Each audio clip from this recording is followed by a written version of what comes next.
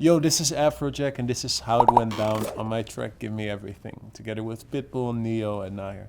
How it went down, it started off, I was in the shower, I was taking a shower and I had an idea for a quick melody, like a very happy, basic, simple tune. And that led me to the Nair part, the female singing part.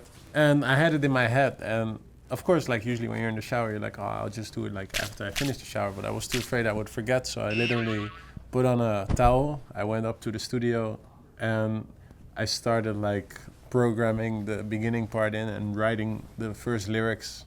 And then I think I was in the studio for like 5 hours with a towel around me, and I made like the whole instrumental of the track. Then I asked someone to come up and record a little part as a demo vocal. That's how like the beginning of the track came about. And I was still sitting in the towel, so that was like always follow your gut with those things. Then later I was in Miami. I was in the studio with Pitbull. Played him a couple of songs, played him that one. He lost his mind. He said like, this is it. And I think Pitbull recorded his verse in 3 or 4 takes, like the whole thing. It's very crazy to see. Like he's like crazy when it comes down to that. And then he called Neo, sent over the track to Neo. Neo, I think, was in LA at that time. We were in Miami. And Neo just like, what's up? Yeah, okay, yeah, sure. I think 30 minutes later we got like the main hook. DJ Buddha was there. It was Pitbull's DJ at that time, and like he also like helped on the arrangement and stuff.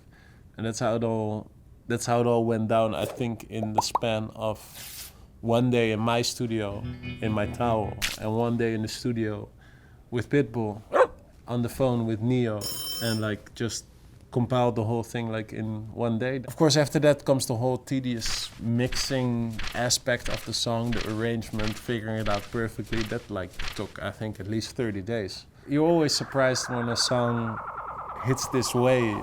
Like no one could have expected it would be the biggest song of that year. I don't really think about that when I make music. I just wanna, like, I make a song, like it's a nice song, yeah, let's put it out. Okay, that's it.